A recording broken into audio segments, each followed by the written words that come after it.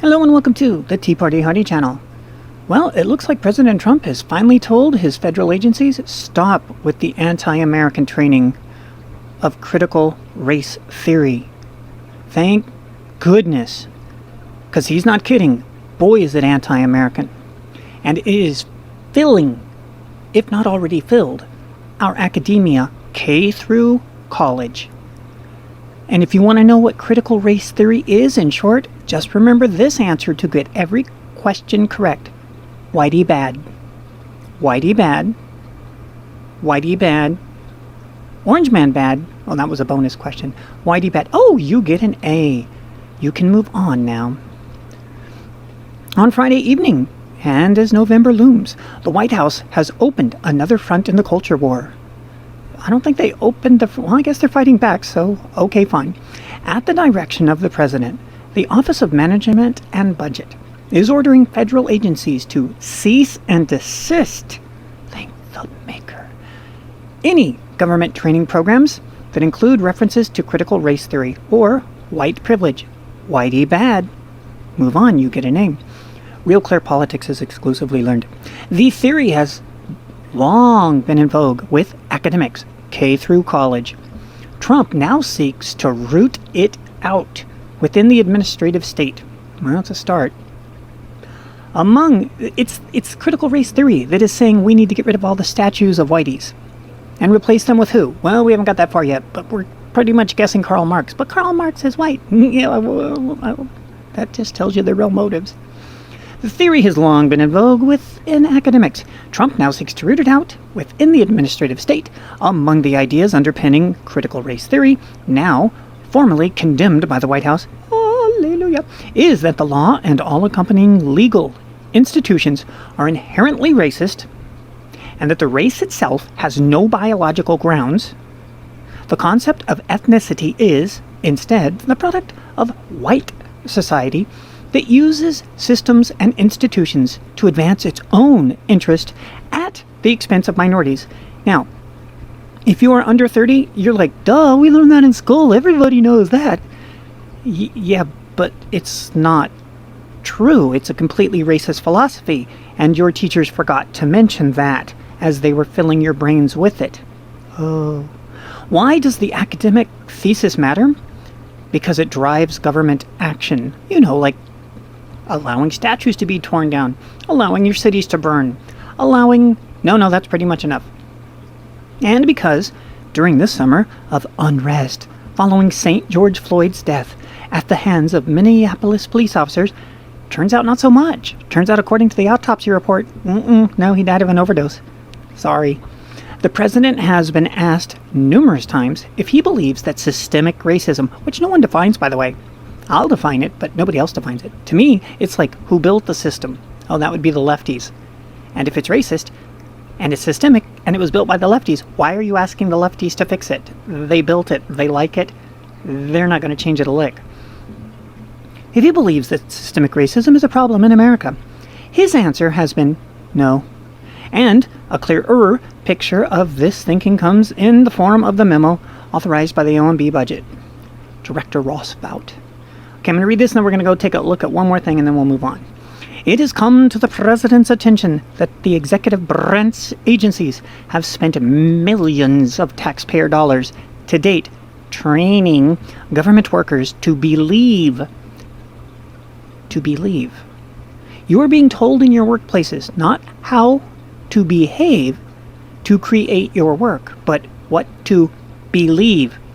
Doesn't the Civil Rights Act say that you cannot discriminate based on race, color, and creed?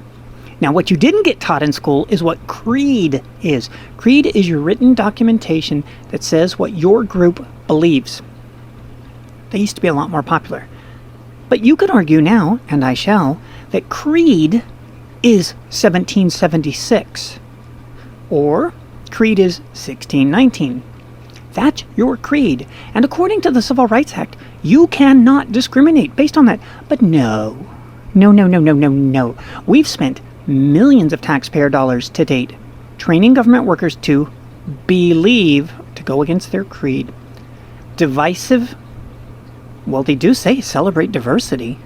They're not joking. They love that division. Anti-American, and they love being anti-American, propaganda.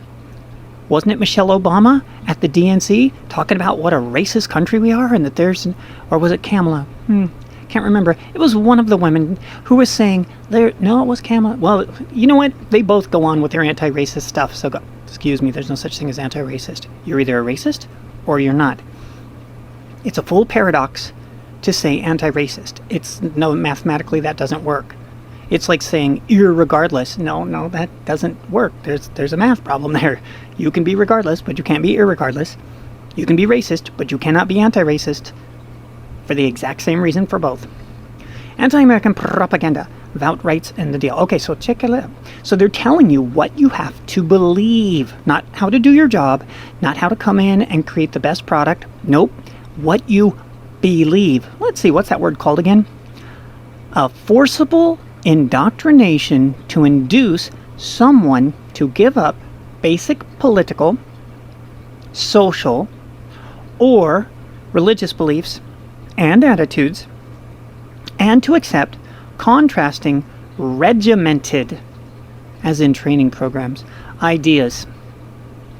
Yeah, okay. There's your critical race theory right there. Let's see if there's any more information about that. How does it work to do critical race theory? Well, let's take a look. It says to do critical race theory, see right there, critical race theory. This is how you do it. In psychology, the study of critical race theory, often referred to as thought reform, that sounds familiar, training classes, falls into the sphere of social influence. Social influence happens every minute of every day. It's the collection of ways in which people are to change other people's attitudes. Sounds like a critical race theory class to me. Belief and behaviors. Oh yeah, check. For instance, the compliance method aims to produce a change in a person's behavior and is not concerned with his attitudes or beliefs. Uncheck. It's just the do-it approach. Persuasion, on the other hand, is to convince you. But then you get to the education method. Critical race theory classes, don't be late. Oh, wait a minute. If you're saying I'm late, well, that's because you're doing the colonial philosophy of time. That's a colonist way of thinking. That's racist. I'm not making that up. I'm not making that up. It's racist to believe in time. It's racist to speak English. It's racist to do math. All of these things you can do internet searches on. Seattle, math is racist. Oh, what's that one senator? Chicago, math is racist. Time is racist. Tim Pool was torn to shreds on that one. He's like, no, that's racist. Time is racist. Okay. The education method, which is called the propaganda method. Now, please keep in mind, propaganda means to argue your side of the case, and only your side of the case. It's a one-sided argument. It doesn't mean to lie. Can you lie in propaganda? I suppose you can. But please remember, propaganda means a one-sided argument. Definitely critical race theory, definitely K through college. Thou shalt not speak up against that point of view.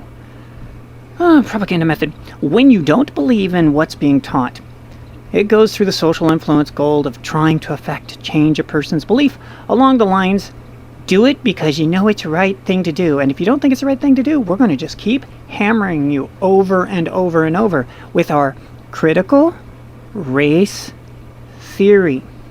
Critical race, whoa, that's not supposed to happen. Race theory. And Trump says, no, that'll be enough of that. This is the land of the free, the home of the brave. Now, I know we're not Sweden, where they didn't lock down, where they really are the land of the free and the home of the brave. And in the state where I live, I have yet to meet anybody who wants to come off lockdown. They all love it. I'm the only one that I interact with. Am I interacting with myself? Shame on me. No. I'm constantly surrounded by people, my online students and everything, like, no, we're good with lockdown. We'll just have like, okay, fine. So much for land of the brave. Anyways, Trump says no. So, and again, here's the definition of critical race theory. Here's the short definition of critical race theory: a forcible indoctrination to induce someone to give up their basic political, social, or religious beliefs and attitudes to accept contrasting regimented ideas. Yep. Not so good. We'll see you in the future that hopefully will be absent forever of the racist critical race theory.